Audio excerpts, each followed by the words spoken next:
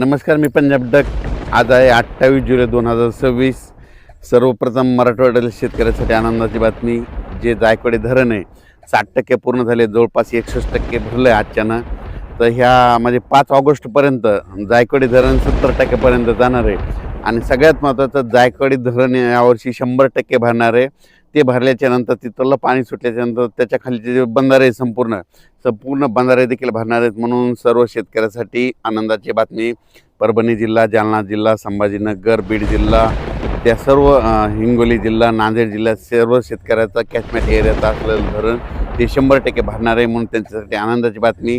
त्याच्यानंतर राज्यात आज आहे 28 जुलै आणि 29 दररोज वेगवेगळ्या भागात दुपारपर्यंत ऊन पडणार आहे, दुपारनंतर जोराचा पाऊस पडणार आहे. म्हणून हे अंदाज लक्षात येतात. त्याच्यानंतर काय होणार आहे, उद्याच्याला म्हणजे 29 तारखेला एक नागपूरकडून एक चक्रीवादळ गुजरातकडे जात असल्यामुळं, एक कमी दाबाचा पट्टा जात असल्यामुळे महाराष्ट्रात ठिकठिकाणी काही ठिकाणी रिमझिम, कुठं मुसळधार, कुठं अतिमुसळधार पाऊस पडणार आहे. म्हणून हा अंदाज लक्षात यायचा. तर मी माझ्या शेतामध्ये आणि ह्या ठिकाणी तुम्हाला एक सांगू इच्छितो की माझं हे सोयाबीन आहे. तर हे जवळपास आजच्याने याला जवळपास 28 दिवस पूर्ण झालेले आहेत. आणि हे पाहू शकता, हे इनवेज कंपनीचं आहे.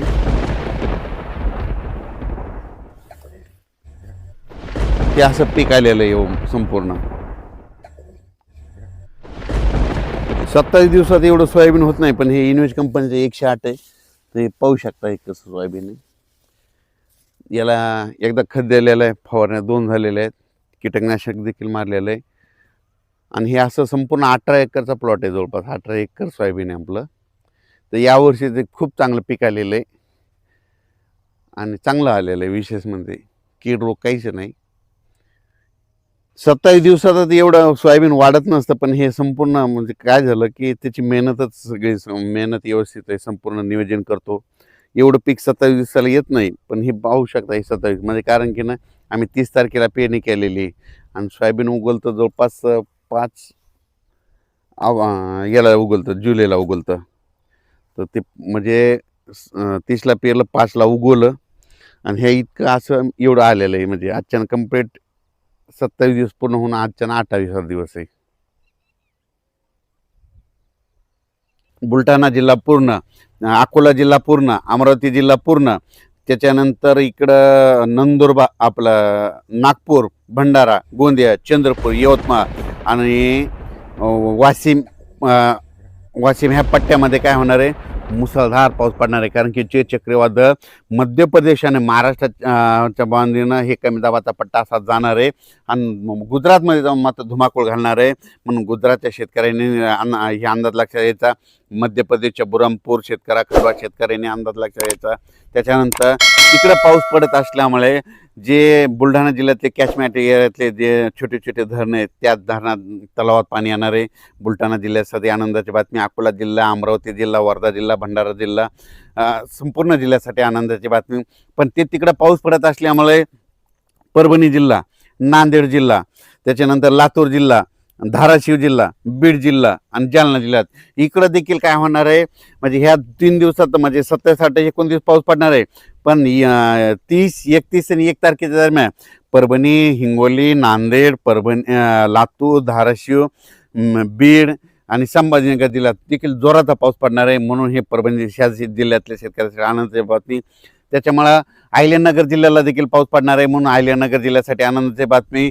त्याच्यानंतर इकडं पश्चिम महाराष्ट्रामध्ये सोलापूर, सांगली, सातारा, कोल्हापूर तिकडं सरी मात्र त्या चालूच राहते.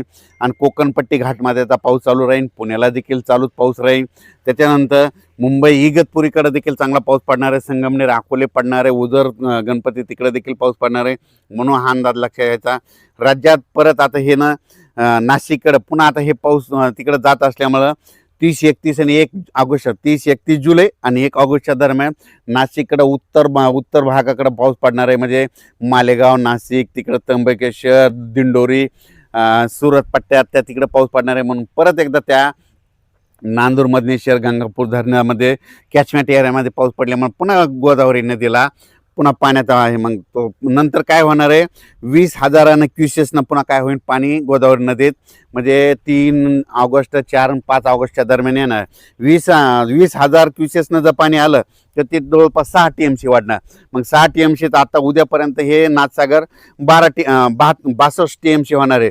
62 आणि 68 मध्ये माझा तरी अंदाज आहे 5 ऑगस्टपर्यंत हे नाथसागर 78 म्हणजे 70% जाईल अशी म्हणजे माझी अपेक्षा आहे. आणि हो, कारण की ह्या नाथसागराव परभणी जिल्हा, बीड जिल्हा, नांदेड जिल्हा, हिंगोली जिल्हा हे ताण भागवणारं धरण आहे.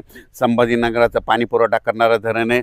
संपूर्ण MIDCचा देखील याच्यावर चालतं. म्हणून 70% ह्या जवळ 5 ऑगस्टपर्यंत येईल, म्हणून सर्व शेतकऱ्यासाठी आनंदाची बातमी. त्यानंतर सगळ्यात महत्त्वाचं इकडं मोहोळ तालुका आहे. तिकडे आमचे मित्र आहेत सोलापूर जिल्ह्यातले. तर त्यांचा फोन आला की आमच्या मोहोळ तालुक्यामध्ये बऱ्याच गावामध्ये पाऊस नाही. मसले, चौधरी त्या बरेच भाग असे वंचित आहेत. त्या शेतकऱ्याला सांगू इच्छितो की आज दुपारच्या नंतर मोहोळ तालुका, पंढरपूर, तिकडं सोलापूर जिल्ह्यामध्ये, इकडं मंद्रुप त्या परिसरामध्ये चांगला पाऊस पडणार आहे. म्हणजे 27, 28, 29 पडणार आहे आणि 30, 31 आणि 1 ऑगस्टचा ते देखील पडणार आहे. म्हणून तुमच्यासाठी आनंदाची बातमी. धाराशिव जिल्हा, इकडे कडा, आष्टी, बीड तिकडं देखील चांगला पाऊस पडणार आहे. इकडे बालमटाकडे त्या परिसरात देखील चांगला पाऊस पडणार आहे.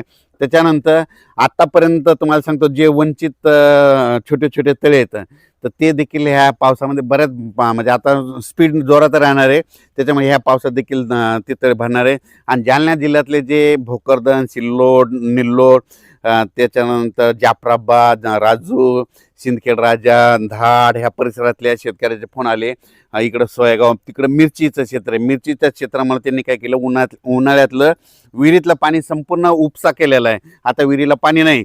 त्यांच्यासाठी सगळ्यात आनंदाची बातमी, तुमच्या इकडं आता हे उद्याचा पाऊस म्हणजे आज उद्या 27, 28ला तर पडणारच आहे 29पर्यंत, पण 30, 31 जुलै आणि 1 ऑगस्टच्या दरम्यान तुमच्या ह्या जालना जिल्ह्याच्या त्या परिसरामध्ये चांगला पाऊस पडणार आहे. छोटे छोटे वडे नाल्याला देखील पाणी येणार आहे. म्हणून हा अंदाज त्यांनी लक्षात घ्यायचा. तुमच्या विहिरीला देखील पाणी येणार आहे. पण तुम्हाला सांगतो काही चिंता